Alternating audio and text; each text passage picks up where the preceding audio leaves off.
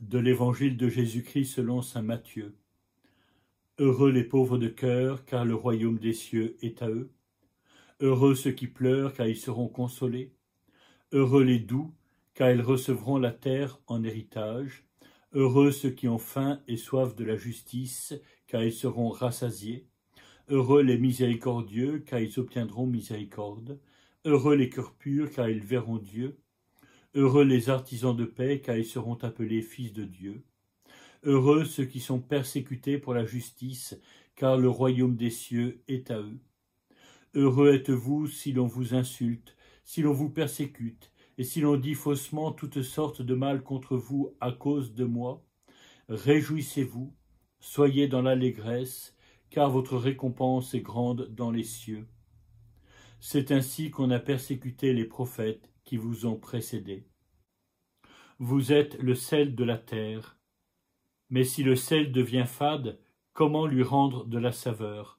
Il ne vaut plus rien, on le jette dehors et il est piétiné par les gens. Vous êtes la lumière du monde. Une ville située sur une montagne ne peut être cachée, et l'on n'allume pas une lampe pour la mettre sous le boisseau.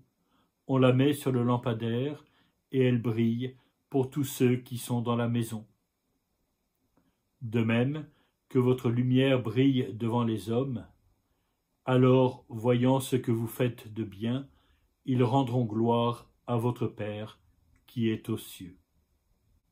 Cette 8e béatitude que nous méditons aujourd'hui, heureux ceux qui sont persécutés pour la justice, car le royaume des cieux est à eux, n'est pas simplement le terme d'une énumération de 8 béatitudes, mais elle a une importance particulière, soulignée par le développement qui l'accompagne, qui vient commenter ce qui est contenu en particulier dans la première partie de cette 8e béatitude, heureux ceux qui sont persécutés pour la justice, et puis également par les 2 petites paraboles que j'ai tenu à lire avec ces béatitudes, et je m'en expliquerai dans quelques instants. Mais nous voyons aussi l'importance de cette dernière béatitude par le lien qu'elle a avec la toute première. Vous avez probablement remarqué en effet que la promesse est la même. Le royaume des cieux est à eux, et que cette promesse est au présent, alors que depuis la 2e béatitude, nous étions habitués à une promesse qui était faite au futur. Alors l'importance de cette 8e béatitude tient tout d'abord dans le fait qu'elle met en valeur le paradoxe de l'ensemble des béatitudes. Le paradoxe, cela ne veut pas dire que c'est absurde, mais cela veut dire qu'il y a une confrontation entre 2 logiques. La logique de ce monde, ce qu'on peut appeler la logique mondaine, que j'ai déjà évoquée, et puis la logique du cœur de Dieu. Eh bien, ces 2 logiques entrent en confrontation l'une avec l'autre, et c'est la raison même, la raison la plus profonde de ces persécutions. Mais pour pouvoir entendre, recevoir et vivre aussi, puisque c'est ce qui nous est demandé, cette 8e béatitude, il faut d'abord les 7 premières béatitudes. Il faut tout ce chemin des béatitudes, il faut entendre la première béatitude, heureux les pauvres de cœur, et tout le développement de cette première béatitude dans toutes celles qui suivent, jusqu'à la 7e. C'est alors seulement que nous pouvons commencer à comprendre peut-être et à vivre surtout cette 8e béatitude. Mais je vous propose 3 petites réflexions à partir de cette 8e béatitude et de son double développement. Tout d'abord, les persécutions, sous quelque forme que ce soit. Le pape François, dans le texte de la Lectio de ce jour, souligne qu'il peut y avoir de multiples formes de ces persécutions, et Jésus lui-même, dans le développement de la 8e béatitude, le souligne, font partie de ce qu'est notre vie chrétienne en ce monde. Il n'y a pas donc à en être déstabilisé, il n'y a pas à avoir peur, il n'y a pas à en être fragilisé dans notre foi, bien au contraire, et Jésus pousse jusqu'au bout le paradoxe de cette béatitude, lui qui nous invite à nous réjouir, à être dans la joie et même dans l'allégresse. Et la suite le précise, car votre récompense est grande dans les cieux. Aussi évoquer une récompense qui est dans les cieux, ça ne veut pas simplement dire une récompense qui est plus tard, mais une récompense d'un autre ordre, qui n'est pas encore une fois selon la logique de ce monde, mais bien toujours la logique du cœur de Dieu.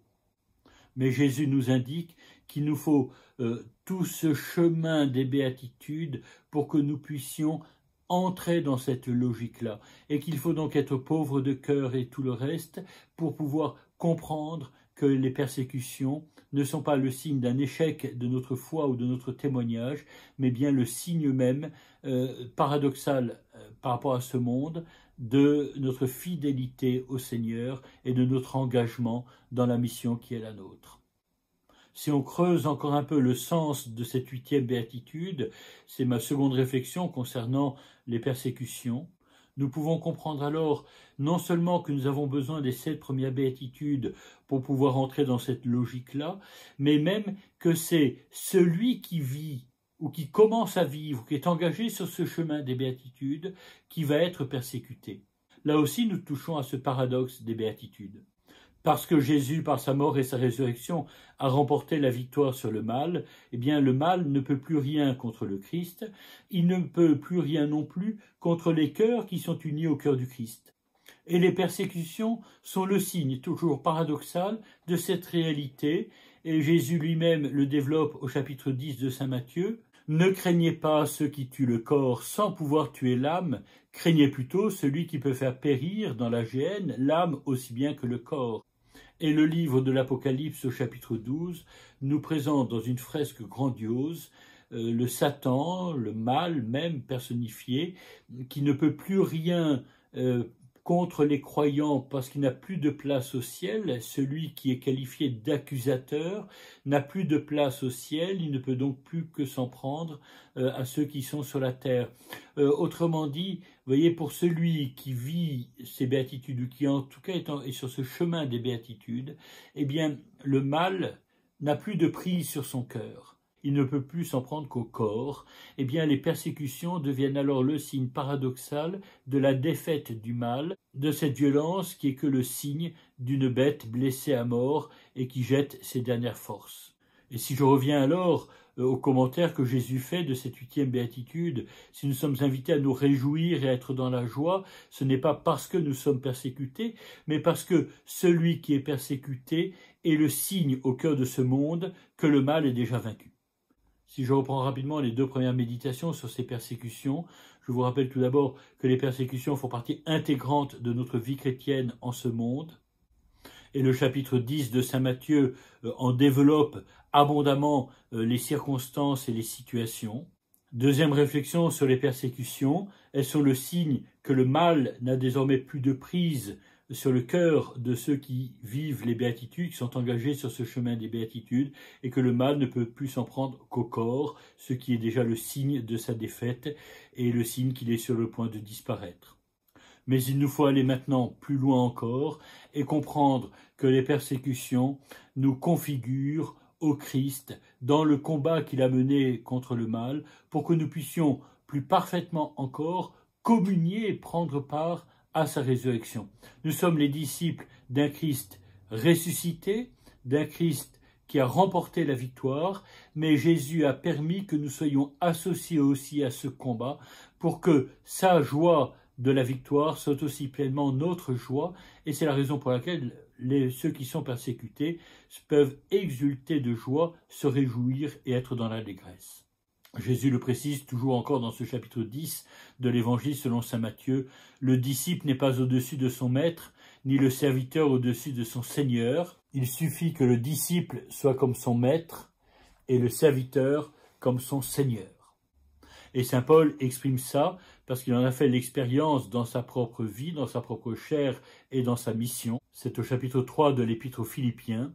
« Il s'agit pour moi, écrit saint Paul, de connaître le Christ, d'éprouver la puissance de sa résurrection et de communier aux souffrances de sa passion, en devenant semblable à lui dans sa mort, avec l'espoir de parvenir à la résurrection d'entre les morts. » Vous comprenez alors pourquoi la promesse de la 8e béatitude est au présent, comme celle d'ailleurs de la première béatitude, je vous le rappelle.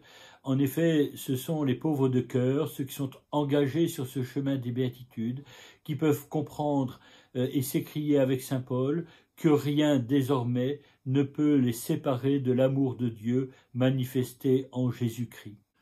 Qui pourra nous séparer de l'amour du Christ ? La détresse, l'angoisse, la persécution, la faim, le dénuement, le danger, le glaive. En effet, il est écrit, c'est pour toi qu'on nous massacre sans arrêt, qu'on nous traite en brebis d'abattoir. mais en tout cela nous sommes les grands vainqueurs, grâce à celui qui nous a aimés. J'en ai la certitude, ni la mort ni la vie, ni les anges, ni les principautés célestes, ni le présent, ni l'avenir, ni les puissances, ni les hauteurs, ni les abîmes, ni aucune autre créature, rien ne pourra nous séparer de l'amour de Dieu qui est dans le Christ Jésus, notre Seigneur. Pour conclure cette méditation, je voudrais m'arrêter un petit peu sur les deux petites paraboles qui suivent le texte des Béatitudes, mais qui, à mon sens, en font partie et sont même essentielles pour entrer pleinement dans le développement de la logique des Béatitudes. En effet, l'ensemble des Béatitudes, et singulièrement la dernière, celle sur les persécutions avec son développement, situe les chrétiens dans une place particulière dans ce monde. J'ai déjà évoqué que les chrétiens étaient ceux qui étaient dans le monde sans être du monde.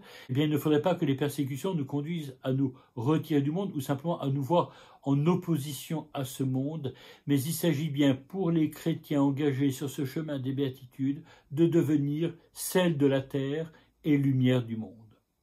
Il est significatif d'ailleurs que dans la suite de l'évangile selon saint Matthieu, lorsque Jésus revient sur cette thématique des persécutions, il le fait dans le discours missionnaire, et que quand saint Paul évoque son union au Christ dans sa passion comme dans sa résurrection, il le fait aussi parce qu'il est envoyé en mission aussi pour proclamer la bonne nouvelle du salut.